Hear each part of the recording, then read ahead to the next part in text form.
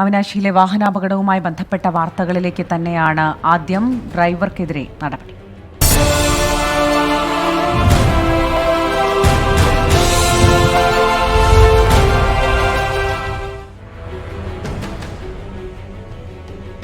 ഇന്നലെ മരിച്ചവരുടെ സംസ്കാര ചടങ്ങുകൾ വിവിധയിടങ്ങളിലായി പുരോഗമിക്കുകയാണ്. ഇന്നലെ അവിനാശിയിൽ മരിച്ച KSRTC ഡ്രൈവർക്കും കണ്ടക്ടർ VR ബൈജുവിന്റെ മൃതദേഹം പിറവം വെളിയനാട്ടെ വീട്ടുവളപ്പിൽ സംസ്കരിക്കുന്നു. ഡ്രൈവർ ഗിരീഷിന്റെ സംസ്കാരം അല്പസമയത്തിനകം പെരുമ്പാവൂരിലെ വീട്ടിൽ നടക്കും. അപകടത്തിൽ മരിച്ച കണ്ണൂർ സ്വദേശി NV സനൂപിന്റെ മൃതദേഹം അല്പസമയത്തിനകം വീട്ടിലെത്തിക്കും. ജോസി ജോണിന്റെ സംസ്കാരം പാലക്കാട്ട് നടക്കും. ബൈജുവിന്റെ വീട്ടിൽ നിന്ന് സഹിൻ ആന്റണിയും ഗിരീഷിന്റെ വീട്ടിൽ നിന്ന് സുധിഷ ധർമ്മനും സനൂപിന്റെ വീട്ടിൽ നിന്ന് അർജുൻ മട്ടന്നൂരും പാലക്കാട് നിന്ന് അഷ്കർ അലിയും വിശദാംശങ്ങളുമായി ചേരും. ഇപ്പോൾ ബൈജുവിന്റെ വീട്ടിൽ നിന്ന് സഹിൻ ആന്റണി ചേരുകയാണ്. ഗിരീഷിന്റെ വീട്ടിൽ നിന്നും സുധിഷ ധർമ്മൻ ചേരുന്നുണ്ട്. സുധിഷ, വളരെ സങ്കടകരമായൊരു സമയമാണ്. സംസ്കാര ചടങ്ങുകൾ നടന്നുകൊണ്ടിരിക്കുകയാണ്. എന്താണ് വിവരങ്ങൾ? അൻസു, ഗിരീഷിൻ്റെ സംസ്കാര ചടങ്ങുകൾ 11 മണിയോടുകൂടിയാണ് ആരംഭിക്കുക. ഇപ്പോൾ അദ്ദേഹത്തിൻ്റെ സഹപ്രവർത്തകരും സുഹൃത്തുക്കളും ബന്ധുക്കളും ഉൾപ്പെടെയുള്ള ആളുകൾ അദ്ദേഹത്തിന് അന്ത്യോപചാരം അർപ്പിക്കുകയാണ്. നിരവധി ആളുകളാണ് ഇങ്ങോട്ട് എത്തിച്ചേരുന്നത്. ഇന്നലെ KSRTC സ്റ്റാൻഡിലും പൊതുദർശനമുണ്ടായിരുന്നു. അതിനുശേഷമാണ് വീട്ടിലേക്ക്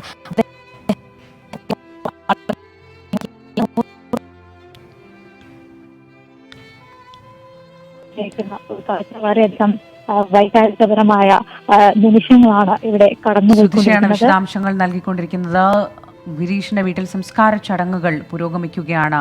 ഇപ്പോൾ സഹിൻ ആന്റണിയുമുണ്ട്. ബൈജുവിന്റെ വീട്ടിൽ നിന്നാണ് സഹിൻ ചേരുന്നത്. സഹിൻ, അവിടെ സംസ്കാര ചടങ്ങുകൾ എങ്ങനെയാണ്? വളരെ വൈകാരികമായ പ്രതികരണമാണ് കുടുംബാംഗങ്ങളിൽ നിന്ന് രാവിലെ മുതൽ തന്നെ കാണാനായത്. സംസ്കാര ചടങ്ങുകൾ ഏത് ഘട്ടം വരെ എത്തി? ബൈക്കിന്റെ വീട്ടിലെ സംസ്കാര ചടങ്ങുകൾ പുരോഗമിച്ചുകൊണ്ടിരിക്കുകയാണ്. ഇപ്പോൾ മൃതദേഹം ശിലയിലേക്ക് എടുത്തിരിക്കുകയാണ്. അദ്ദേഹത്തിന്റെ അന്ത്യകർമ്മങ്ങൾ നിർവഹിക്കുന്നത് സഹോദരൻ ബിജു ആണ്. അദ്ദേഹത്തിന്റെ അന്ത്യകർമ്മങ്ങൾ നിർവഹിക്കുക 9:30 ബൈജുവിന്റെ സംസ്കാരം നടക്കുമെന്ന് അറിയിച്ചിരുന്നത്. എന്നാൽ ആളുകൾ വലിയ രീതിയിൽ തന്നെ പിറവം വെളിയത്തുനാട് പ്രദേശമാണിത്. ഈ വെളിയത്തുനാട് പ്രദേശത്ത് ഒരു ഗ്രാമത്തിൻ്റെതായ എല്ലാ വിശുദ്ധിയുമുള്ള ഒരു പ്രദേശമാണ്. അതുകൊണ്ട് തന്നെ രാവിലെ മുതൽ തന്നെ ആളുകൾ ഇങ്ങോട്ടേക്ക് ഒഴുകിയെത്തുകയായിരുന്നു. തങ്ങളുടെ പ്രിയങ്കരനായിട്ടുള്ള ബൈജുവിനെ ഒരു നോക്ക് കാണുന്നതിന് വേണ്ടി ആളുകൾ കൂട്ടമായി ഇങ്ങോട്ടേക്ക് എത്തുകയായിരുന്നു. ഇപ്പോഴും ആളുകൾ ഇങ്ങോട്ടേക്ക് വന്നുകൊണ്ടിരിക്കുകയാണ്. സംസ്കാര ചടങ്ങുകൾ നീണ്ടുപോകുമെന്ന കണക്കുകൂട്ടലിൽ തന്നെയാണ് 10 മണിയോടുകൂടി തന്നെ സംസ്കാരം നടത്താൻ തീരുമാനിച്ചത്. രാവിലെ 10 മണിയോടുകൂടി തന്നെ 9:30 സംസ്കാരം നടത്തുമെന്നായിരുന്നു അറിയിച്ചിരുന്നത്. പക്ഷേ ആളുകൾ കൂടുതലായി ഇങ്ങോട്ടേക്ക് എത്തിയിരുന്നത് കൊണ്ട് തന്നെ സംസ്കാര ചടങ്ങ് 10 മണിക്കത്തേക്ക് നീട്ടുകയായിരുന്നു. ഇപ്പോൾ മൃതദേഹം ചിതയിലേക്ക് എടുത്തിരിക്കുകയാണ്. അന്ത്യകർമ്മങ്ങൾ സഹോദരൻ ബിജു ആണ് അന്ത്യകർമ്മങ്ങൾ ചെയ്യുക. അദ്ദേഹം അന്ത്യകർമ്മങ്ങൾ ഇപ്പോൾ ആരംഭിച്ചിരിക്കുകയാണ്. ബൈജു ഈ നാടിനെ സംബന്ധിച്ചിടത്തോളം വളരെ പ്രിയങ്കരനായിരുന്നു. പ്രത്യേകിച്ച് നാട്ടുകാരുമായി അടുത്ത ബന്ധം നടത്തിയിരുന്നവർക്ക് കൂടിയായിരുന്നു ബൈജു. അതുകൊണ്ട് തന്നെ തങ്ങളുടെ പ്രിയങ്കരനായിട്ടുള്ള ബൈജുവിന്റെ വേർപാട് ഇവിടുത്തെ ഇപ്പോഴും വിശ്വസിക്കാൻ കഴിഞ്ഞിട്ടില്ല എന്നുള്ളത് തന്നെയാണ് നമുക്ക് മനസ്സിലാക്കാൻ കഴിയുന്ന. നമ്മൾ കാണുന്നത് തന്നെ മാറി നിന്ന് തങ്ങളുടെ കഴിയാതെ മാറി നിന്ന് കരയുന്ന ദൃശ്യമാണ് ഇവിടെ എങ്ങും ഉള്ളത്. ഒരുപക്ഷെ ഒരു നാട് മുഴുവനായി ഇങ്ങോട്ടേക്ക് ഒഴുകിയെത്തിയിരിക്കുന്നു. കൂടെ ഗിരീഷിന്റെയും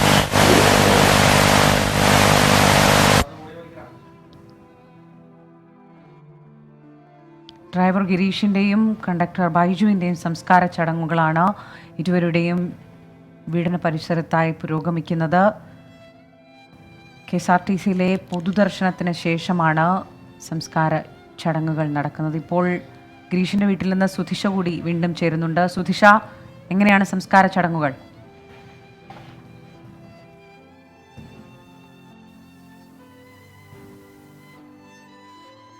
ഇങ്ങോട്ട് അറിയിച്ചിട്ടുണ്ട്. ഗിരീഷിന് അന്ത്യോപചാരം അർപ്പിക്കാനായി അല്പസമയത്തിനകം തന്നെ എത്തിച്ചേരും. 2018 ഇരുവരും ടോമൻ തച്ചങ്കരി MP ആയിരുന്ന സമയത്താണ് KSRTCയിൽ നിന്ന് ആദരം ഏറ്റുവാങ്ങിയിരുന്നത്. നല്ല മുഹൂർത്തങ്ങൾ എടുക്കാനുണ്ട് അദ്ദേഹത്തിന്. അതോടൊപ്പം തന്നെ ഇവിടെ എത്തുന്ന ഓരോ ആളുകൾക്കും പറയാനുള്ളത് ഗിരീഷിന്റെ നന്മകളെ കുറിച്ചാണ് എന്നുള്ളതാണ് ഏറെ സങ്കടകരമെന്ന് പറയുന്നത്. വീട്ടിൽ മകളും അമ്മയും ഭാര്യയും മാത്രമാണുള്ളത്. ഒരു കുടുംബത്തിന്റെ ഏക അത്താണിയെയാണ് നഷ്ടപ്പെട്ടിരിക്കുന്നത് എന്നതും ഏറെ വേദനാജനകമാണ്. ഏതെയും സങ്കടക്കഥയിൽ എത്തുന്ന ഒരു കാഴ്ചയാണ് ഗിരീഷിന്റെ വീട്ടിൽ കാണാനാകുക. ഏതായാലും അത്തരത്തിൽ വളരെ വലിയ രീതിയിലുള്ള വൈകാരികപരമായ നിമിഷങ്ങളാണ് കടന്നുപോയിക്കൊണ്ടിരിക്കുന്നത്. മകൾ +1 വിദ്യാർത്ഥിയാണ്. മകളുടെ സ്കൂളിൽ നിന്ന് അടക്കമുള്ള വിദ്യാർത്ഥികളും അധ്യാപകരും ഉൾപ്പെടെ ആളുകൾ ഗിരീഷിൽ എത്തിച്ചേരുന്നുണ്ട്. അവസാന നിമിഷം കാണുന്നതിനും അന്ത്യോപചാരം അർപ്പിക്കുന്നതിനും നിരവധി ആളുകൾ, നൂറുകണക്കിന് ആളുകൾ, കുടുംബ സുഹൃത്തുക്കളും അതോടൊപ്പം തന്നെ നാട്ടുകാരും ഒക്കെ അദ്ദേഹത്തിന്റെ വീട്ടിലേക്ക് എത്തിക്കൊണ്ടിരിക്കുകയാണ്. 11 മണിയോടുകൂടി ചടങ്ങുകൾ ആരംഭിക്കും. ആ ഒരു സമയം വരെ പൊതുദർശനത്തിനായി വെച്ചിരിക്കുകയാണ്. ഇതിൽ അല്പസമയത്തിനും എത്തിച്ചേരും.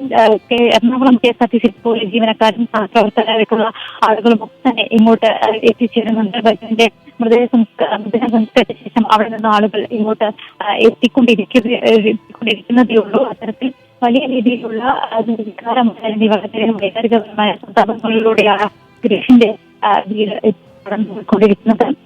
2018 ഇരുവരും ഗിരീഷും ബൈജുവും ഇത്തരത്തിൽ വലിയ രീതിയിലുള്ള ഒരു ആദരം KSRTCയിൽ നിന്നും ഏറ്റുവാങ്ങുന്നത്. അന്ന് ബാംഗ്ലൂർ യാത്രക്കിടയിൽ തന്നെ കവിത വിജയൻ രക്ഷിച്ചവരായിരുന്നു.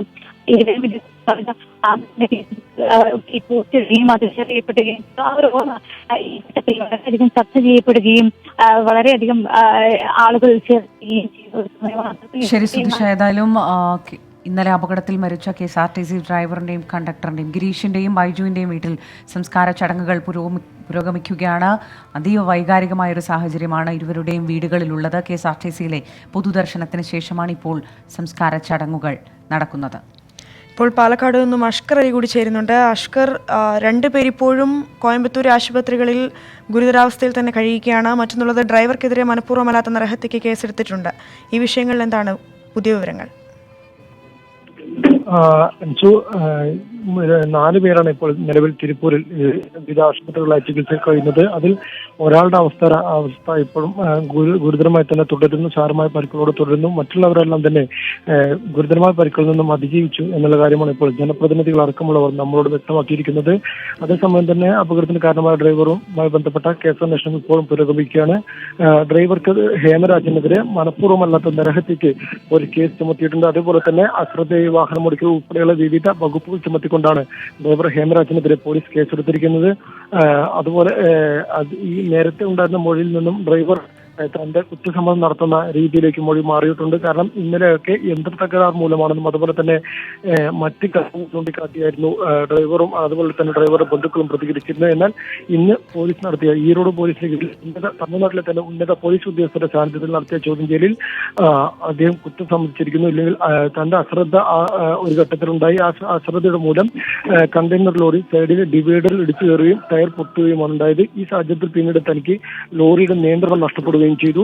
ഇതോടെ ലോറിയുടെ ട്രക്കിന്റെ പിറകു ഭാഗത്തുള്ള കണ്ടെയ്നർ KSRTC ബസ്സിലേക്ക് മുകളിലേക്ക് വീഴുകയായിരുന്നു. വലിയ ആഘാതത്തോട് വീഴുകയും അത് 19ഓളം പേരുടെ മരണത്തിനിടയാക്കുകയും ചെയ്യുകയായിരുന്നു എന്നുള്ള കാര്യം അദ്ദേഹം സംബന്ധിച്ചിട്ടുണ്ട്. ഇതുപോലെ തന്നെ അഷ്കർ, മറ്റൊന്നുള്ളത്, അഷ്കർ ഇപ്പോൾ ഉള്ളത് റോസ്ലി എന്ന ഇന്നലെ ബസ് അപകടത്തിൽ മരിച്ച ആളുടെ സംസ്കാര ചടങ്ങുകളിലാണെന്നാണ് മനസ്സിലാക്കുന്നത്.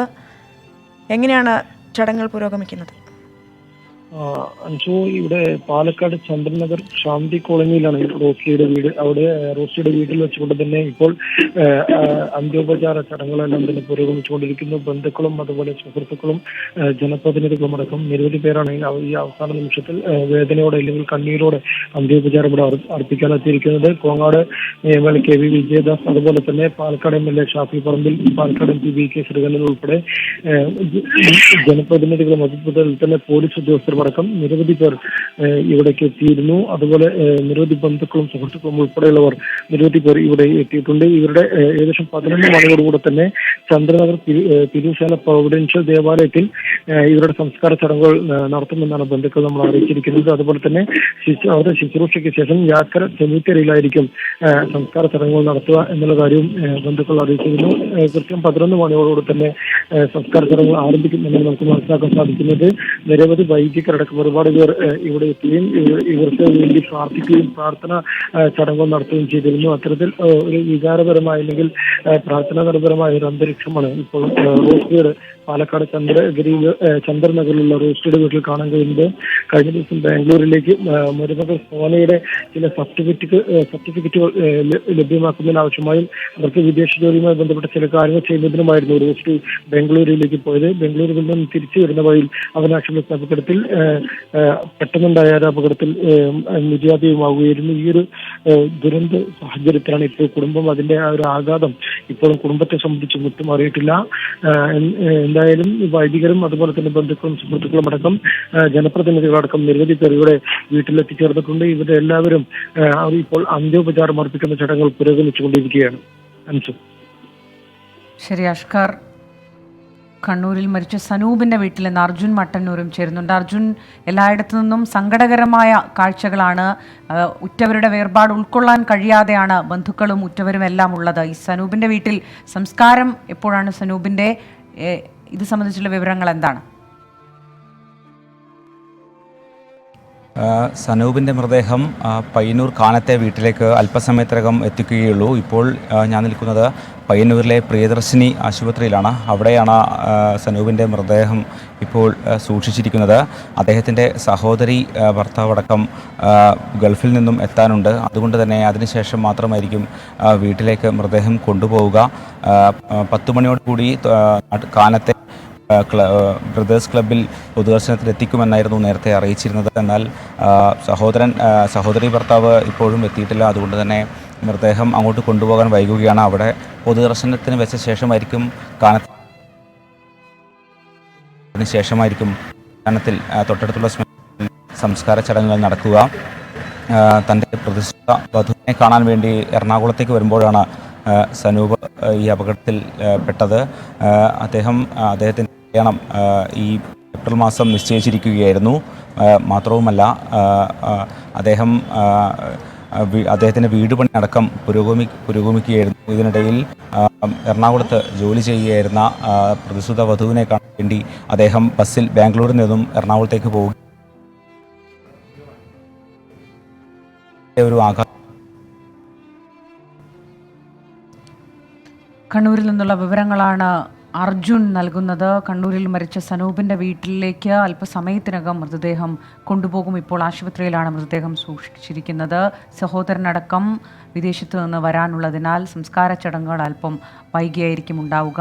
അല്പസമയത്തിനകം മൃതദേഹം വീട്ടിലേക്ക് കൊണ്ടുപോകുമെന്നാണ് അർജുൻ വിവരങ്ങൾ നൽകിയത്. അവിനാശി അപകടത്തിൽ മരിച്ച മറ്റുള്ളവരുടെ വീടുകളിൽ സംസ്കാര ചടങ്ങുകൾ പുരോഗമിക്കുകയാണ് നിലവിൽ.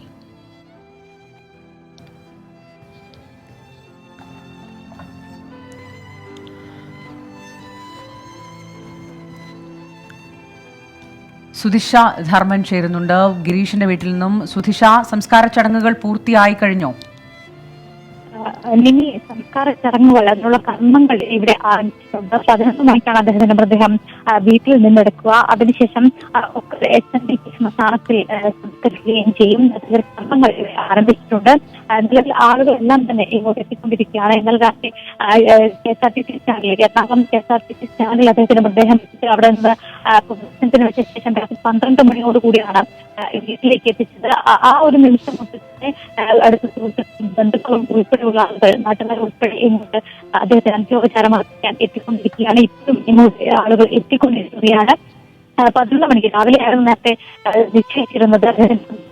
പക്ഷേ KSRTCയിലെ ജീവനക്കാരും ഉദ്യോഗസ്ഥരും ഉൾപ്പെടെയുള്ള ആളുകൾ ഇതിന് സംസാരിച്ചതിനു ശേഷം ഗിരീഷിന്റെ അടുത്തുകൂടി എത്തണം എന്നുള്ള ഒരു ആവശ്യം മുന്നോട്ട് വെച്ചതിനെ തുടർന്നാണ് അതിനുശേഷം മതി ഗിരീഷിന്റെ സംസ്കാര ചടങ്ങുകൾ എന്നുള്ളത് തീരുമാനിച്ചത്. അതുകൊണ്ടാണ് 11 മണിക്ക് ശേഷം ഗിരീഷിന്റെ മൃതദേഹം സംസ്കരിക്കുന്ന ചടങ്ങുകൾ അത്തരത്തിൽ സമയം ക്രമീകരിച്ചത്. അത്തരത്തിൽ അവിടെ നിന്നുള്ള KSRTC ജീവനക്കാർ വൈകിട്ട് സംസ്കാര ചടങ്ങുകൾ പൂർത്തിയായിട്ടുണ്ട്. അവിടെ നിന്ന് KSRTCയിലെ ജീവനക്കാരും ഉദ്യോഗസ്ഥരും ഉൾപ്പെടെയുള്ള ആളുകൾ ഇവിടെ എത്തിയാൽ ഉടൻ തന്നെ ഗിരീഷിന്റെ സംസ്കാര ചടങ്ങുകൾ ആരംഭിക്കുകയും മൃതദേഹം പൊതുശ്മശാനത്തിൽ സംസ്കരിക്കുകയും ചെയ്യും. അതോടൊപ്പം തന്നെ KSRTC നൽകിയിരുന്ന തട്ടിങ്കരി ഇങ്ങോട്ട് എത്തിച്ചേരും എന്നറിയിച്ചിട്ടുണ്ട്. അദ്ദേഹം അല്പസമയത്തിനകം തന്നെ ഗിരീഷിന്റെ വീട്ടിലെത്തി അന്ത്യോപചാരം അർപ്പിക്കും. ഏറെ വൈകാരികപരമായ കാഴ്ചയാണ് ഇവിടെ നിന്ന് കാണാനാകുന്നത്. ഒരു നാട് മുഴുവൻ ഒഴുകിയെത്തുകയാണ് ഗിരീഷിന്റെ മൃതദേഹം അവസാനമായി ഒരു നോക്കുകൂടി കാണുവാനായി. വരുന്നവർക്കെല്ലാം തന്നെ ഗിരീഷിന്റെ നന്മകളെ കുറിച്ചാണ് പറയാനുള്ളത്. അതോടൊപ്പം തന്നെ വീട്ടിൽ ഭാര്യയും മകളും അമ്മയും മാത്രമാണ് ഗിരീഷിനുള്ളത്. ഒരു വീടിന്റെ ഏക അത്താണിയാണ് നഷ്ടപ്പെട്ടിരിക്കുന്നത് എന്നുള്ളത് ഏറെ വേദനാജനകമാണ്. ഭാര്യ ലക്ഷ്മി, മകൾ ദേവികയുമാണ്. മകൾ ദേവിക വിദ്യാർത്ഥിയാണ്.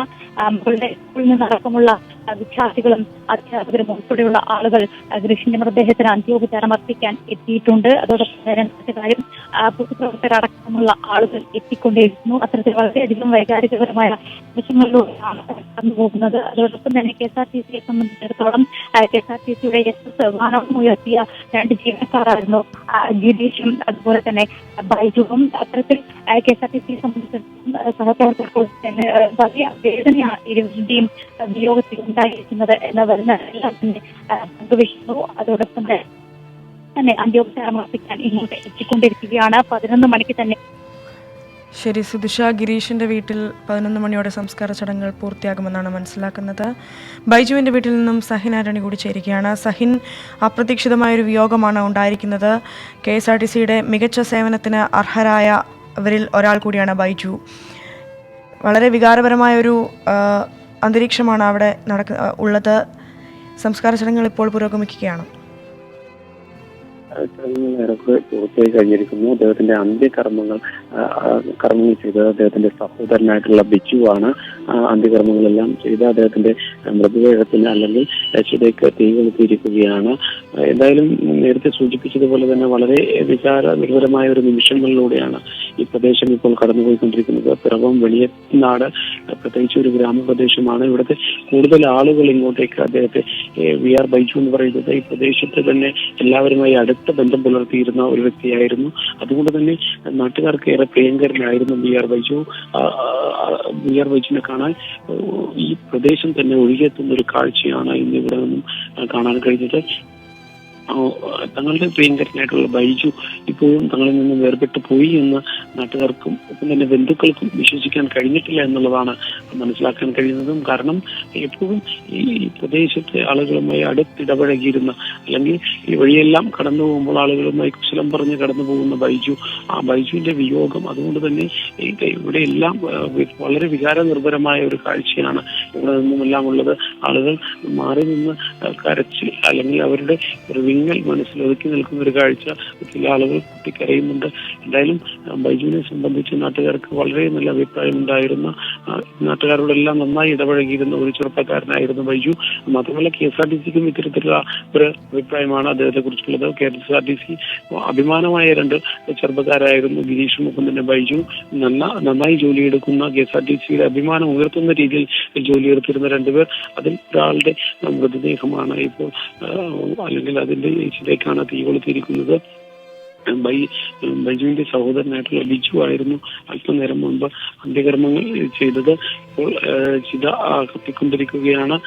എന്തായാലും ഈ നാട്ടുകാരെ സംബന്ധിച്ചിടത്തോളം ഈ നാട് അദ്ദേഹത്തിന് കൊടുക്കാൻ കഴിയുന്ന ഏറ്റവും മനോഹരമായ ഒരു യാത്രയെ തന്നെയാണ് നൽകിയത്. കാരണം ഒരു നാട് മുഴുവനായി ഇങ്ങോട്ടേക്ക് ഒഴുകിയെത്തിയിരുന്നു. തങ്ങളുടെ പ്രിയങ്കരനായ ബൈജുവിനെ അവസാനമായി ഒരു നോക്ക് കാണുന്നതിന് വേണ്ടി ഒരു നാട് പൂർണ്ണമായും ഇങ്ങോട്ടേക്ക് ഒഴുകിയെത്തിയിരുന്നു എന്നുള്ളത് തന്നെയാണ് നമുക്ക് ഈ ഘട്ടത്തിൽ പറയാൻ കഴിയുക. ബൈജുവിൻ്റെ ശവസംസ്കാര ചടങ്ങുകൾ ഇപ്പോൾ നടന്നുകൊണ്ടിരിക്കുകയാണ്. സഹോദരൻ ബിജുവാണ് അന്ത്യകർമ്മങ്ങൾ നിർവഹിച്ചത്. ഒരു നാട് മുഴുവൻ വിലപിക്കുന്ന കാഴ്ചയാണ് അവിടെയും കാണാൻ കഴിഞ്ഞത്.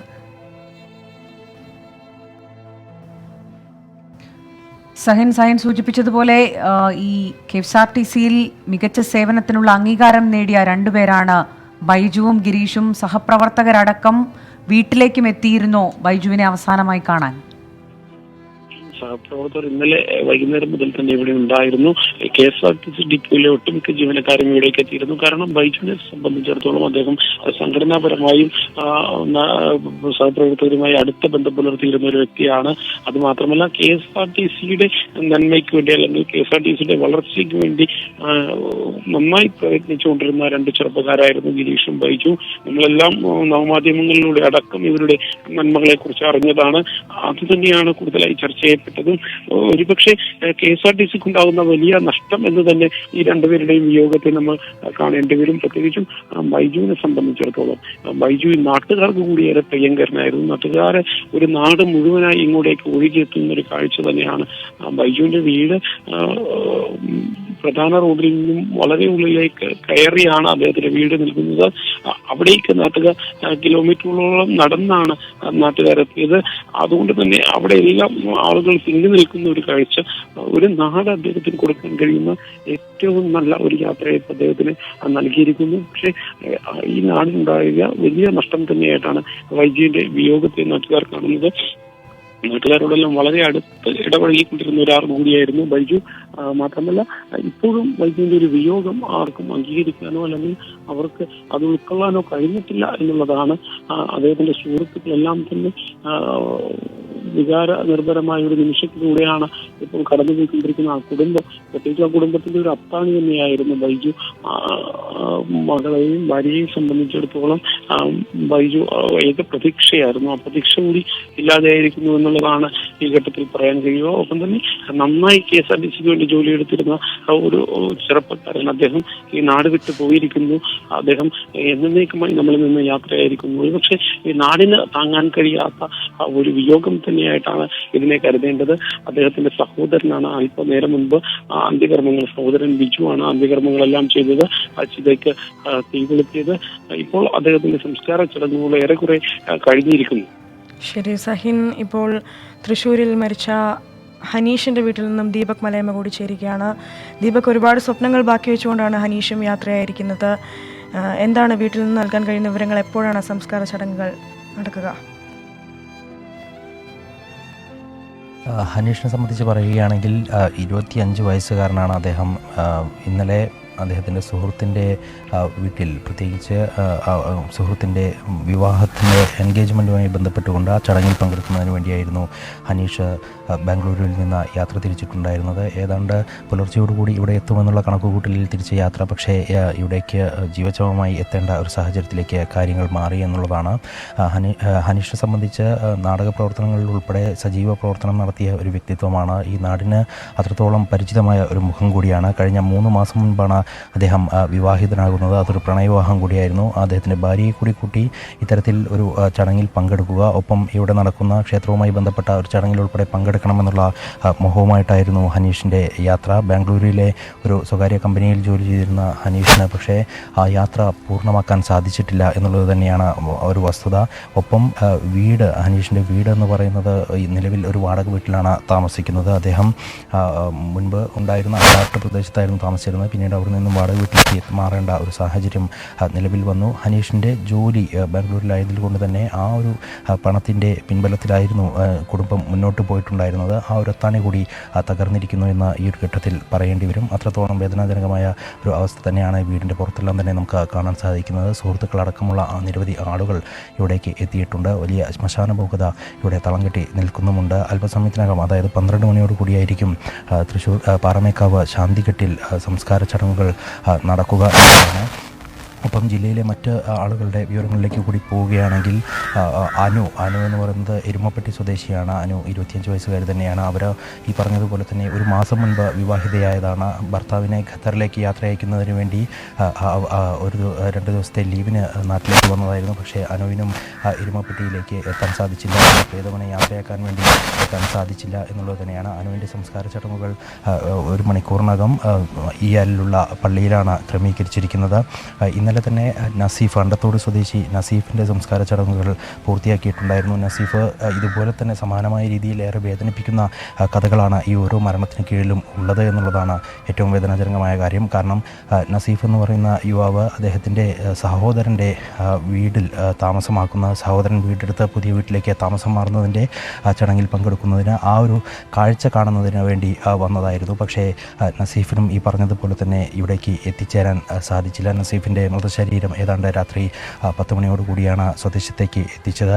12 മണി അർദ്ധരാത്രിയോടുകൂടി തന്നെ സംസ്കാര ചടങ്ങുകൾ പൂർത്തിയാക്കുകയും ചെയ്തു. മറ്റുള്ളവരുടെ കാര്യത്തിലേക്ക് കൂടി പോകുമ്പോൾ KD യേശുദാസ്, അദ്ദേഹം അരിമ്പൂർ സ്വദേശിയാണ്. യേശുദാസിനെ സംബന്ധിച്ച് യേശുദാസ്, ഭാര്യ, കുട്ടി ഇവർ ബംഗളൂരുവിൽ സ്ഥിരതാമസമായിരുന്നു. അവിടെ യേശുദാസിന് ടൊയോട്ട കമ്പനിയിലെ മാനേജറായിരുന്നു യേശുദാസ്. പക്ഷേ 2 ദിവസത്തെ അവധിയെടുത്ത് ഇവിടെ വന്ന് ഇവിടെ പാസ്പോർട്ട് ശരിയാക്കുന്നതുമായി ബന്ധപ്പെട്ട് ഉള്ള യാത്രയായിരുന്നു യേശുദാസിൻ്റേത്. കുട്ടിയെയും ഭാര്യയെയും ബംഗളൂരുവിൽ തനിച്ചാക്കിയായിരുന്നു യേശുദാസിൻ്റെ യാത്ര.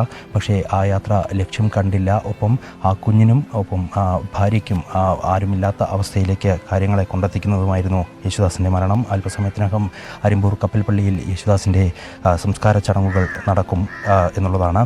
ഒപ്പം ജോഫി പോളിനെ സംബന്ധിച്ച് ബംഗളൂരുവിൽ തന്നെ ജോലി ചെയ്യുന്ന ഒരു വ്യക്തിയായിരുന്നു അദ്ദേഹം. ഏതാണ്ട് 35 വയസ്സിൻ്റെ അടുത്ത പ്രായമുണ്ട്. അദ്ദേഹം 3 കുട്ടികളുടെ പിതാവ് കൂടിയാണ്. കുട്ടികളുടെ ഒരു പള്ളി സംബന്ധമായ ഒരു ചടങ്ങിൽ പങ്കെടുക്കുന്നതിന് കൂടി വേണ്ടിയായിരുന്നു അദ്ദേഹത്തിൻ്റെ യാത്ര. 3 ചെറിയ കുട്ടികളാണ് ജോഫി പോളിനുള്ളത്. അദ്ദേഹം ജോയി അൽക്കാസിൽ ജോലി ചെയ്തു വരികയായിരുന്നു. അദ്ദേഹത്തിനും ഇതുപോലെ തന്നെ ഹനീഷിൻ്റെ ശവസംസ്കാര ചടങ്ങുകൾ ഏതാണ്ട് 12 മണിയോടുകൂടി ശാന്തിഘട്ടിൽ വെച്ച് നടക്കും. മനുവിൻ്റെയും യേശുദാസിൻ്റെയും ശവസംസ്കാരവും ഏതാണ്ട് ഉച്ചയോടുകൂടി നടക്കുമെന്നാണ് മനസ്സിലാക്കുന്നത്.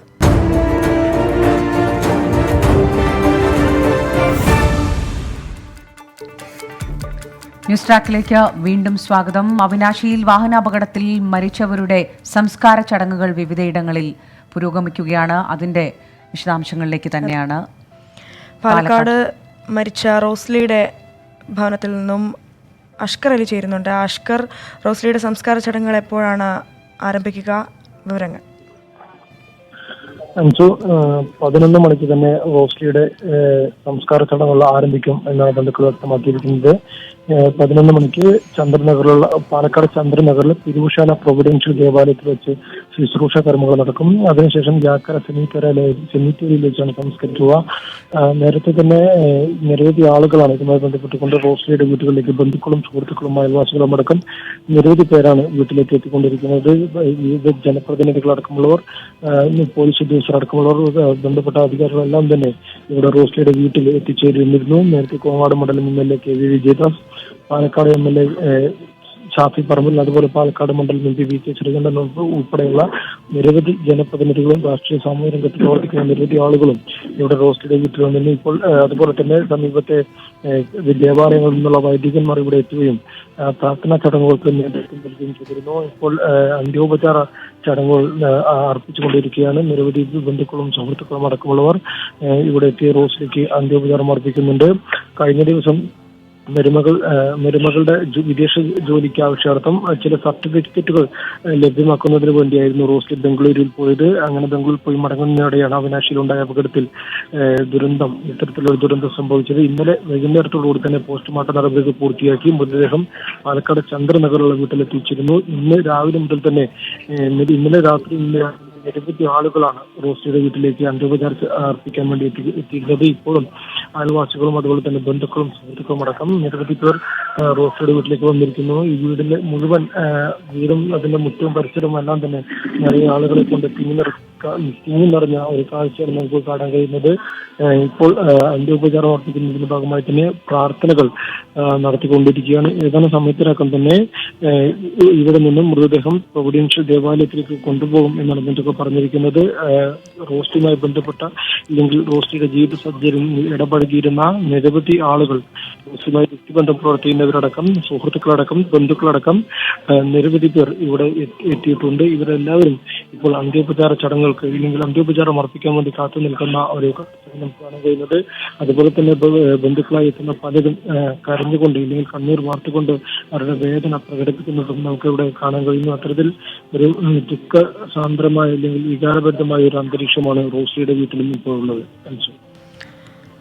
മരിച്ച റോസ്ലിക്ക് ബന്ധുക്കളും സുഹൃത്തുക്കളും അന്ത്യോപചാരം അർപ്പിക്കുന്ന ചടങ്ങുകളാണ് പുരോഗമിച്ചുകൊണ്ടിരിക്കുന്നത്. പ്രാർത്ഥനാ ചടങ്ങുകൾ നടക്കുന്നുണ്ട്. ഏതാണ്ട് 11 മണിയോടെ സംസ്കാര ചടങ്ങുകൾ ആരംഭിക്കും.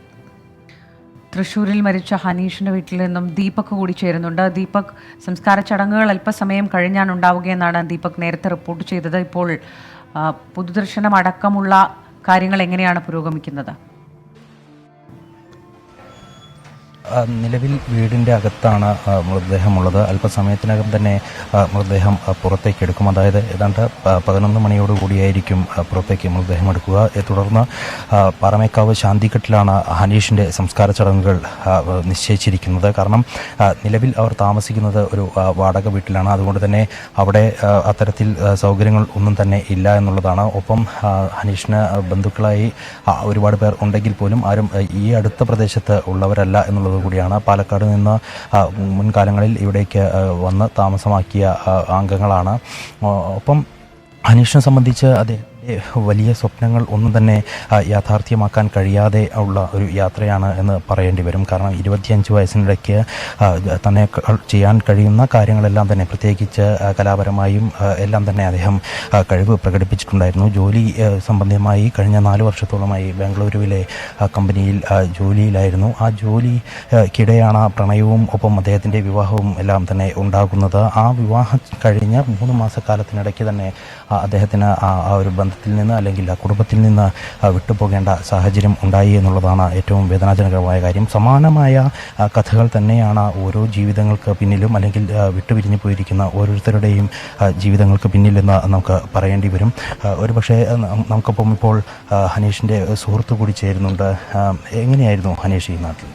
ഹനീഷ് ഈ നാട്ടിൽ സത്യം പറഞ്ഞു കഴിഞ്ഞാൽ നമ്മൾ ഒരിക്കലും പ്രതീക്ഷിക്കാത്ത ഒരു ദുരന്തത്തിൻ്റെ ആഘാതത്തിലാണ് ആക്ച്വലി. ഹനീഷ് എല്ലാ കാര്യത്തിലും മിടുക്കനായിട്ടുള്ള, ആർക്കും ഒരു എതിരഭിപ്രായം ഇല്ലാത്തൊരു ചെറുപ്പക്കാരനായിരുന്നു. പഠിക്കുന്ന കാര്യങ്ങളിൽ മിടുക്കനാണ്. ഫുൾ A+ ആണ് അവന് 10ലും +2ലും. ഫുട്ബോൾ കളിക്കുകയാണെങ്കിൽ അതിന് ഓണാണ്. 3 വർഷം സംസ്ഥാന സ്കൂൾ യുവജനോത്സവത്തിൽ 1ാം സ്ഥാനം നേടിയ നാടക സംഘത്തിലെ അംഗമാണ്. പലതവണ മികച്ച നടനായിട്ടുണ്ട്. ഏകദേശം അവൻ്റെ പഠനം കഴിഞ്ഞ് 1 വർഷത്തിനുള്ളിൽ തന്നെ അവന് ഫനൂക്ക് ഇന്ത്യ ലിമിറ്റഡ് എന്ന് പറയുന്ന കമ്പനിയിൽ തന്നെ ജോലി കിട്ടി. അപ്പോൾ ബാംഗ്ലൂരിൻ്റെ നിന്ന് അവൻ തിരിച്ചു വരുന്ന സമയങ്ങളിലെല്ലാം ഞങ്ങൾക്കൊപ്പം നാടക പ്രവർത്തനത്തിലും കലാപ്രവർത്തനത്തിലും ഞങ്ങളുടെ ഈ നാടുമായിട്ട് ബന്ധപ്പെട്ടിട്ടുള്ള എല്ലാ രീതിയിലുള്ള പ്രവർത്തനങ്ങളിലും ആക്റ്റീവായിട്ടുള്ളൊരു ചെറുപ്പക്കാരനായിരുന്നു. കഴിഞ്ഞ ദീപാവലിക്കാണ് അവൻ്റെ കല്യാണം കഴിഞ്ഞത്. അതും നമ്മൾ കൂട്ടുകാരെല്ലാവരും കൂടിയിട്ടാണ് അത് നടന്നത്. അങ്ങനെയുള്ള ഒരാളുടെ ആഘാതം ഞാൻ പേഴ്സണലി പറയുകയാണെങ്കിൽ, നമ്മളിവിടെ ഒരു ചെറുപ്പക്കാരെ സംഘടിപ്പിച്ചുകൊണ്ട് നമ്മളൊരു നാടക സംഘം രൂപീകരിക്കുകയുണ്ടായി. അപ്പോൾ ഇത്തവണത്തെ അക്കാഡമിയുടെ അവാർഡ് കിട്ടിയിട്ടുള്ള മാളി എന്ന് പറയുന്ന നാടകം നമ്മളാണ് ചെയ്തത്. ആ സംഘം ഓണാവുന്ന സമയത്ത് അതിൻ്റെ ഇനീഷ്യൽ സ്റ്റേജിൽ ഏറ്റവും ഉത്സാഹത്തോടു കൂടി നിന്ന ആളാണ്. ഇവൻ്റെ ശമ്പളത്തിലെ ആദ്യത്തെ വിഹിതമാണ് ഞങ്ങളുടെ ആദ്യത്തെ ഇൻകം ആയിരുന്നത്. അങ്ങനെ നമുക്കെല്ലാം അത്രമേൽ പ്രിയങ്കരനായിട്ടുള്ളൊരു അനിയനാണ്. ഇത് തന്നെയാണ് ഒരു സുഹൃത്തിന് പോലും ഹനീഷിനെ കുറിച്ച് ഓർക്കുമ്പോൾ വിതുമ്പാതെ അല്ലെങ്കിൽ വേദനിക്കാതെ ഒന്നും പറയാൻ കഴിയാത്ത സാഹചര്യമുണ്ട്. അത്രത്തോളം ഓർമ്മകൾ സമ്മാനിച്ചുകൊണ്ട് തന്നെയാണ് ഹനീഷ് യാത്രയാകുന്നത് എന്ന് പറയേണ്ടി വരും. ഒപ്പം മറ്റ് ആളുകളെ, പ്രത്യേകിച്ച് തൃശ്ശൂർ ജില്ലയിൽ 6 പേരുടെ മരണം, മൊത്തം 8 പേരുണ്ട്. അതിൽ 2 പേർ തൃശ്ശൂർ സ്വദേശികളാണെങ്കിൽ കൂടി അവർ ബാംഗ്ലൂരുവിൽ സെറ്റിൽഡായ ആളുകളാണ്. അവരുടെ മൃതദേഹം ജില്ലയിലേക്ക് എത്തിച്ചിട്ടുള്ള മറ്റ് 6 പേരുടെയും കഥകൾ സമാനമാണ്. അവർക്ക് ഓരോരുത്തർക്കും അവരുടെ ജീവിതയാത്രയിൽ പ്രത്യേകിച്ച് എടുത്തു പറയേണ്ട കാര്യമെന്ന് പറയുന്നത്, ജീവിതം നഷ്ടപ്പെട്ടിരിക്കുന്നവരെല്ലാവരും യുവാക്കളാണ് അല്ലെങ്കിൽ യുവതികളാണ് എന്നുള്ളതാണ്. ആ ഒരു വേദന തന്നെയാണ് ഇവിടെ ഒന്നടങ്കം നമുക്ക് കാണാൻ സാധിക്കുന്നത്. ശരി ദീപക്, ഇന്ന് രാവിലെ വന്ന ഗതാഗത മന്ത്രിയുടെ ഒരു പ്രതികരണം ഡ്രൈവർക്കെതിരെ നടപടിയെടുത്തു എന്നുള്ളതാണ്. ഡ്രൈവറുടെ അശ്രദ്ധയാണ് അപകടത്തിന് കാരണം എന്നുള്ള വിവരം പുറത്തു വന്നിരുന്നു. അവിനാശിയിൽ അപകടമുണ്ടാക്കിയ കണ്ടെയ്നർ ലോറി ഡ്രൈവർക്കെതിരെ കേസെടുത്തു. മനഃപൂർവ്വമല്ലാത്ത നരഹത്യക്കാണ് ഡ്രൈവർ ഹേംരാജിനെതിരെ കേസെടുത്തത്. ഡ്രൈവറുടെ അശ്രദ്ധയാണ് അപകടമുണ്ടാക്കിയതെന്നാണ് പോലീസിന്റെ കണ്ടെത്തൽ. ലോറിയുടെ ടയർ പൊട്ടിയാണ് അപകടമുണ്ടായതെന്ന ഹേംരാജിന്റെ മൊഴി മോട്ടോർ വാഹന വകുപ്പ് തള്ളി. ഡ്രൈവറുടെ ലൈസൻസ് റദ്ദാക്കുമെന്ന് ഗതാഗത മന്ത്രി AK ശശീന്ദ്രൻ അറിയിച്ചു. മരണമടഞ്ഞ വ്യക്തിയുടെ കുടുംബാംഗങ്ങൾക്ക് ധനസഹായമായി 10 ലക്ഷം രൂപ വീതം നൽകുന്നതിനാണ് തീരുമാനിച്ചിട്ടുള്ളത്. നടപടിക്രമങ്ങൾ പൂർത്തിയാക്കാൻ സമയമെടുക്കുമെന്നുള്ളതുകൊണ്ട് ആദ്യ ഗഡു എന്നുള്ള നിലയിൽ ഒരാഴ്ചക്കകം 2 ലക്ഷം രൂപ വീതം കൊടുത്തു തീർക്കാനാണ് ഇപ്പോൾ നടപടികൾ സ്വീകരിച്ചിട്ടുള്ളത്. അപകടത്തിൽപ്പെട്ട് മരണമടഞ്ഞ എല്ലാവരുടെയും പോസ്റ്റ്മോർട്ടം ഉൾപ്പെടെയുള്ള നടപടികൾ പൂർത്തീകരിച്ച് ബന്ധുക്കൾക്ക് വിട്ടുകൊടുത്തു കഴിഞ്ഞു. ഇനി അവിടെ KG ഹോസ്പിറ്റലിൽ കിടക്കുന്ന ഒരു പെൺകുട്ടിയാണ് ഗുരുതരമായ ഒരവസ്ഥയിൽ ഇപ്പോൾ കിടക്കുന്നത്. അവരുടെ ചികിത്സക്കുമായി ബന്ധപ്പെട്ട കാര്യങ്ങളിലെല്ലാം ആവശ്യമായ നിർദ്ദേശങ്ങളും നടപടികളും സ്വീകരിച്ചിട്ടുണ്ട്. അവിനാശി അപകടത്തിൽ തിരുപ്പൂരിൽ ചികിത്സയിൽ കഴിയുന്ന ഒരാളുടെ നില ഗുരുതരമായി തുടരുകയാണെന്ന് ഷാഫി പറമ്പിൽ MLA. ചികിത്സയ്ക്ക് ആവശ്യമായ സൗകര്യങ്ങൾ ഒരുക്കിയിട്ടുണ്ട്. അപകടത്തിന്റെ പശ്ചാത്തലത്തിൽ റോഡ് സുരക്ഷ സംബന്ധിച്ച വിഷയം നിയമസഭയിൽ അവതരിപ്പിക്കുമെന്നും ദേശീയപാത വികസനത്തിൽ വിട്ടുവീഴ്ച ചെയ്യുന്നതാണ് അപകടങ്ങൾക്ക് കാരണമെന്നും ഷാഫി പറമ്പിൽ പാലക്കാട്ട് പറഞ്ഞു. വിശ്രമമില്ലാതെ ഡ്രൈവർമാർ ജോലി ചെയ്യുന്നതിൽ സർക്കാർ ഇടപെടണമെന്ന് VK ശ്രീകണ്ഠൻ MPയും പ്രതികരിച്ചു. ബിൻസി എന്ന് പറയുന്ന ഒരാൾക്കാണ് ഇപ്പോൾ ഇച്ചിരി ഗൗരവതരമായ പരിക്ക് ഉള്ളത്. അവരുടെ ഏറ്റവും നല്ല ന്യൂറോ എക്സ്പെർട്ട് തന്നെ അവരുടെ കീനായിട്ട് ഒബ്സർവ് ചെയ്യുന്നുണ്ട്. എന്തെങ്കിലും മാറ്റം അവസ്ഥയിൽ ഉണ്ടാവുകയാണെങ്കിൽ ആൾ കോൺഷ്യസ് അല്ല, ശരീരം റെസ്പോണ്ട് ചെയ്യുന്നുണ്ട്, പക്ഷേ ആൾ പേര് വിളിക്കുമ്പോഴോ മറ്റോ ആൾ റെസ്പോണ്ട് ചെയ്യുന്നില്ല. അപ്പം എന്തെങ്കിലും മാറ്റം വരികയാണെങ്കിൽ അടിയന്തരമായ ഏത് സാഹചര്യത്തെ നേരിടാൻ ഒരു മെഡിക്കൽ ടീം തയ്യാറാണെന്നുള്ള ഡോക്ടർ നേരിട്ട് പറഞ്ഞിട്ടുണ്ട്. നമ്മളുടെ മോട്ടോർ വാഹന വകുപ്പും ഗവൺമെൻറ്റും ഒരു പുനർചിന്തനം നടത്തണം. രാവും പകലും ഉറക്കമൊഴിച്ച് 2-3 ദിവസമെടുത്ത് നോർത്ത് ഇന്ത്യയിൽ നിന്നും സൗത്ത് ഇന്ത്യയിലേക്ക് വരുന്ന ചരക്ക് ഗതാഗത ലോറികളാണ് അപകടത്തിൽ കൂടുതലായും ഉൾപ്പെടുന്നത്. പ്രത്യേകിച്ച് വിശ്രമമില്ലാതെ ഈ ഡ്രൈവർമാർ യാത്ര ചെയ്യുന്നത്, അത് ഗവൺമെൻറ് ഇതിനൊരു നിയന്ത്രണം കൊണ്ടുവരേണ്ട കാലം അതിക്രമിച്ചു.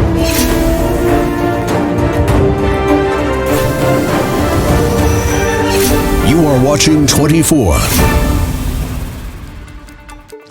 സ്റ്റാക്കിലേക്ക് വീണ്ടും സ്വാഗതം. ഇനി വനിതകളുമായി ബന്ധപ്പെട്ട റിപ്പോർട്ടുകളിലേക്കാണ്. 80 സെന്റ് സ്വന്തം ഭൂമിയിൽ പച്ചക്കറിയും പഴവർഗ്ഗങ്ങളും കൃഷി ചെയ്ത് 100 മേനി കൊയ്യുകയാണ് അസൂറ വഹാബ് എന്ന 60-കാരി. കൊല്ലം ജില്ലയിലെ കൂട്ടിക്കടയിലുള്ള അസൂറ വഹാബിന്റെ കൃഷിത്തോട്ടത്തിൽ ഇല്ലാത്തതായി ഒന്നുമില്ല. അസൂറ വഹാബിന്റെ കൃഷി വിശേഷങ്ങളുമായി കൊല്ലത്ത് നിന്നും സലിം മാലിക് തയ്യാറാക്കിയ റിപ്പോർട്ട് കാണാം.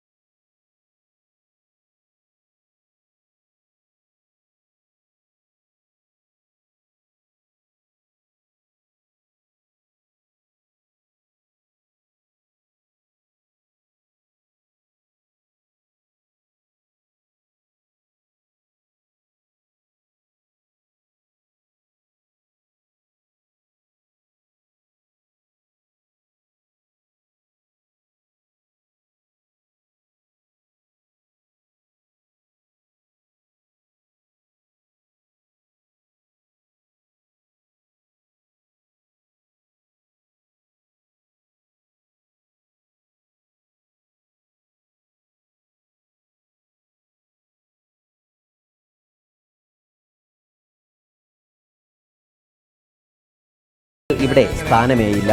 ഞങ്ങൾ ഉണ്ടാക്കുന്ന കമ്പോസ്റ്റാണ്. വീട്ടിലുള്ള അടുക്കള മാലിന്യങ്ങൾ, വൃക്ഷങ്ങളിൽ നിന്ന് വീഴുന്ന ഉണക്ക കരിയില, വാഴയുടെ വേസ്റ്റ്, ഇതെല്ലാം വെട്ടി വലിയ കുഴിക്കകത്തിട്ട് നിറച്ച്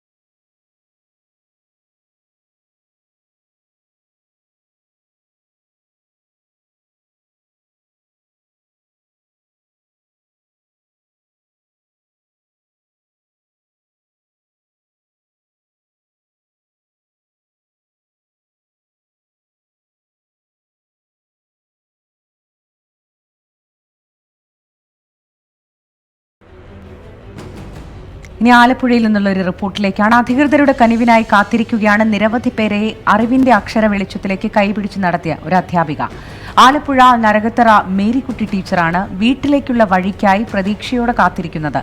വിധവയായ മേരിക്കുട്ടി ടീച്ചർ പാടശേഖരത്തെ തുരുത്തിൽ ഒറ്റയ്ക്കാണ് താമസം.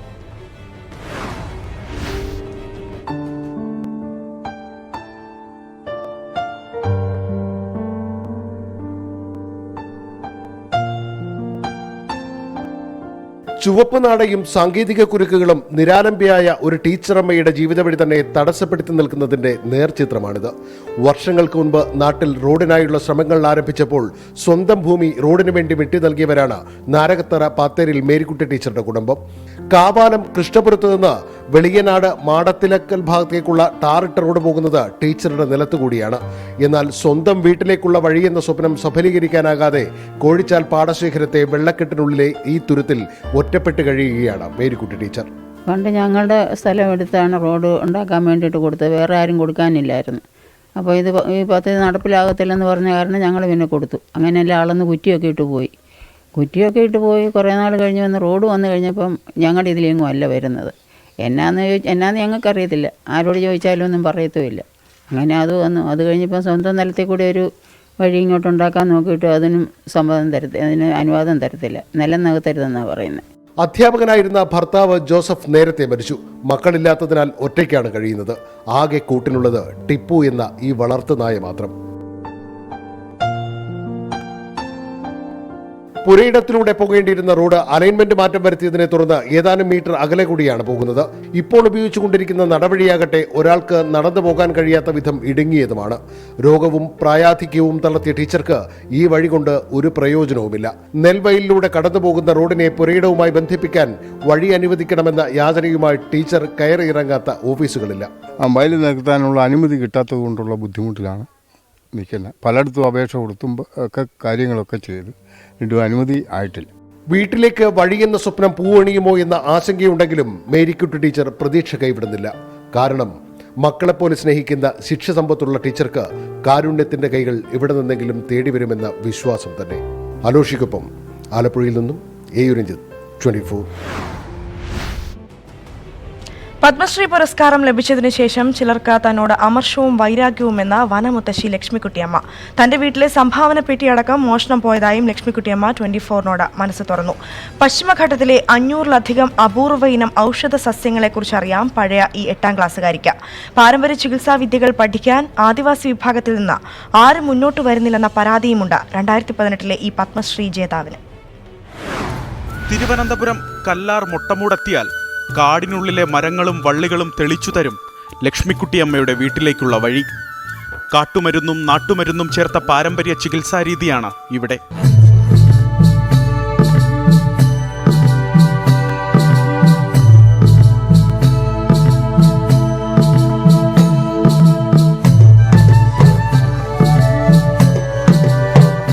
എല്ലാ രോഗങ്ങൾക്കും, പ്രത്യേകിച്ച് വിഷചികിത്സയ്ക്കടക്കം കറുത്ത മണ്ണിൽ നിന്നെടുത്ത മരുന്നുണ്ട് ഇവിടെ.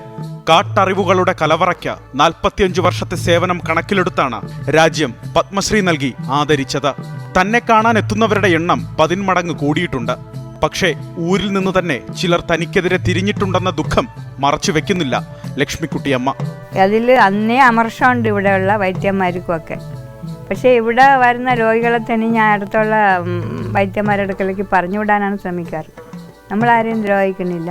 2-3 വീട്ടുകാരേ ഉള്ളൂ എന്നോട് അനുകൂലമുള്ള. ബാക്കിയുള്ളവർക്കൊക്കെ അമർഷമാണ്. ഇത് ആർക്കോ കിട്ടാനുള്ള ഞാൻ എടുത്ത മട്ടില്ല. 9ഓളം വ്യാജ പരാതികൾ ഇവർ നൽകി. സംഭാവന പെട്ടിയടക്കം മോഷണം പോയി. പരാതി വിതുര പോലീസ് അന്വേഷിക്കുന്നുമുണ്ട്. അതുപോലെ മറ്റു വല്ലതും വില പിടിച്ച രേഖകളൊക്കെ നഷ്ടപ്പെട്ടാലോ, മറ്റ് വല്ല മരുന്നൊക്കെ ഇരിക്കണം മറിമാറ്റം ചെയ്താലോ, വല്ല വിഷാംശവും കലർത്തിയാലോ നമുക്ക് എന്ന് നമ്മൾ ശ്രദ്ധിക്കുമോ? കായും കനിയും വേരുകളും ഭക്ഷിച്ച് കാട്ടിൽ വളർന്നതാണ് വിഷചികിത്സ പാരമ്പര്യമായി കിട്ടിയതും. പക്ഷെ പുതിയ തലമുറയ്ക്ക് പാരമ്പര്യ ചികിത്സ പഠിക്കുന്നതിന് താല്പര്യം പോരാ. കാണിക്കാർക്കാർക്കും താല്പര്യമില്ല. അമേരിക്കൻ തരും ഇപ്പോൾ എല്ലാം ഇതാ സർക്കാർ കൊടുക്കുക നാട്ടുവൈദ്യം. ഇത് ബീവറേജിൽ കാണും പിള്ളേരെല്ലാം തലകുത്താൻ. ചെറുപ്പക്കാർ കൊച്ചു പിള്ളേരെ തലകുത്താനും പറഞ്ഞ നടക്കാറ്. അവർക്കിതൊന്നും അത്ര ബോറാ. മറ്റേ പഠിക്കാൻ നാട്ടിലുള്ളവർ വരാറുണ്ട്. കുടിലിനോട് ചേർന്ന് നിർമ്മിച്ച പുതിയ വീട് നിറയെ പുരസ്കാരങ്ങളാണ്. ഇന്ദിരാഗാന്ധിയോട് കടുത്ത ആരാധനയും. വിശേഷങ്ങൾ എത്ര പറഞ്ഞാലും തീരില്ല. സമയപരിമിതി കൊണ്ട് എന്റെ രണ്ടും കൽപ്പിച്ചുള്ള ചോദ്യം, കവിത എഴുത്തൊക്കെ ഏതുവരെയായി? കറുത്ത ബോർഡിൽ വെളുത്ത അക്ഷരം പതിച്ചു വെച്ചവർ കോടികൾ നേടുമ്പോൾ വിയർപ്പിന്റെ വില കുടിച്ചു തീർത്തവർ പറിച്ചെറിവതോതാൻ വിലയേറും ജീവിതം. തീർന്നു. വിപിൻ വേളിക്കൊപ്പം അലക്സ് റാം മുഹമ്മദ്, 24 തിരുവനന്തപുരം. മറ്റൊരു മിടുക്കിയെ കാണാം. നാടകരചയിതാവായ അച്ഛന്റെ പാരമ്പര്യം പിന്തുടർന്ന് സംസ്ഥാന ആരോഗ്യ സർവകലാശാല ഇന്റർസോൺ കലോത്സവത്തിൽ 1ാം സ്ഥാനം കരസ്ഥമാക്കി ഒരു മിടുക്കി. ഓണാട്ട് മത്സരത്തിലാണ് അച്ഛൻ തന്നെ എഴുതിയ കഥയുടെ പ്രസക്ത ഭാഗങ്ങൾ കോർത്തിണക്കി മത്സരിച്ചപ്പോൾ തിരുവനന്തപുരം സ്വദേശി ജാല എസ് പരമേശ്വർ 1ാം സ്ഥാനം സ്വന്തമാക്കിയത്. ഡോക്ടറാകുന്നതിനൊപ്പം മികച്ച തിയേറ്റർ ആർട്ടിസ്റ്റ് ആകണമെന്നതാണ് ഈ കലാകാരിയുടെ ഏറ്റവും വലിയ ആഗ്രഹം. ഈ പേർ വളരെ നന്നായി അവതരിപ്പിക്കുന്നുണ്ട്. ഒരു വശത്ത് മോഹങ്ങളുടെ ആകാശം, മറുവശത്ത് ദാരിദ്ര്യത്തിന്റെ ആഴക്കടൽ. പ്രേക്ഷകരെ, ഇനി നിങ്ങളാണ് വിധി എഴുതേണ്ടത്. നിങ്ങളുടെ വോട്ട് എക്സ് ആണെങ്കിൽ 000, മറിച്ച് വൈക്കാണെങ്കിൽ 000. Come let's go for a short break. Malathi, ഇനി സെന്റിമെന്റ്സിലേക്ക് വരൂ മാലതി. നോക്കൂ, 1 കോടി രൂപയുടെ ഫ്ലാറ്റ്. ലക്ഷ്യം വെച്ച് അഭിനയിക്കൂ മാലതി, ലക്ഷ്യം വെച്ച് അഭിനയിക്കൂ. You can. ഈ ഘടാരം മതിയോ? ഈ ഘടാരം മതിയോ? എന്നാൽ ഈ ഘടാര കൊണ്ട് മാലതി, നീ എന്ത് ചെയ്യാൻ പോകുന്നു മാലതി? കലാകുടുംബത്തിൽ നിന്നുമാണ് ജ്വാലയുടെ വരവ്. നാടകരചയിതാവും സിനിമ സെൻസർ ബോർഡ് മെമ്പറുമായിരുന്ന സുധീർ പരമേശ്വരന്റെ മകളാണ് ജ്വാല എസ് പരമേശ്വർ. കഴിഞ്ഞ 3 വർഷത്തോളമായി ജ്വാല ഇന്റർസോൺ കലോത്സവത്തിൽ പങ്കെടുക്കുന്നുണ്ട്. ആ വർഷങ്ങളിലെല്ലാം 2ഉം 3ഉം സ്ഥാനങ്ങൾ കൊണ്ട് തൃപ്തിപ്പെടേണ്ടി വന്നു. എന്നാൽ ഇത്തവണ അച്ഛൻ തന്നെ എഴുതിയ കഥയിൽ നിന്നുമെടുത്ത പ്രസക്ത ഭാഗങ്ങൾ കോർത്തിണക്കി മോണാക്റ്റുമായി അരങ്ങിലെത്തിയപ്പോൾ ജ്വാലക്ക് സ്വന്തമായത് 1ാം സ്ഥാനമാണ്. ഇത് റിയാലിറ്റിയാണ്, ഇത് ഷോ അല്ല. നോക്കൂ, ജൂറിമാർ, ക്യാമറ, ലൈറ്റ്സ്, പ്രേക്ഷകർ. അപ്പോൾ അച്ഛൻ പഠിപ്പിച്ചു തന്നിട്ട് തന്നെയാണ്, അച്ഛൻ്റെ അവാർഡുകൾ കണ്ടിട്ട് തന്നെയാണ് എനിക്ക് വേണമെന്ന് അങ്ങനെ ആഗ്രഹം തോന്നിയിട്ട് തന്നെയാണ് ഈ മേഖലയിലോട്ട് വന്നത്. ഞാനിപ്പോൾ പഠിക്കുന്നത് ആയുർവേദ വൈദ്യ വിദ്യാർത്ഥിയായിട്ടാണ്. പക്ഷേ എനിക്ക് ഈ കലയോട് എനിക്ക് ഭയങ്കര ഇൻട്രസ്റ്റ് ആണ്, എനിക്ക് ഭയങ്കര ഇഷ്ടമാണ്. നാടകം, മൈം, അതേപോലെ മോണോ ആക്ട്, ഇതൊക്കെ എനിക്ക് ഒരുപാട് ഇഷ്ടമുള്ള കാര്യമാണ്. ആകാശവാണി ഡബ്ബിംഗ് ആർട്ടിസ്റ്റായ ഈ മിടുക്കി വിക്ടേഴ്സ് എഡ്യൂക്കേഷൻ ടിവിയുടെ അവതാരകയുമാണ്. മോണാക്ടിന് പുറമെ കഥാരചന, നാടകം, നൃത്തം, സംഗീതം എന്നിവയിലും ജ്വാല ഇതിനോടകം കഴിവ് തെളിയിച്ചിട്ടുണ്ട്. ഷൊർണൂർ വിഷ്ണു ആയുർവേദ കോളേജിലെ അവസാന വർഷ വിദ്യാർത്ഥിനിയായ ഈ മിടുക്കിക്ക് ഡോക്ടർ ആകുന്നതിനൊപ്പം മികച്ച തിയേറ്റർ ആർട്ടിസ്റ്റ് ആവണമെന്നതാണ് വലിയ ആഗ്രഹം. 24 കോഴിക്കോട്.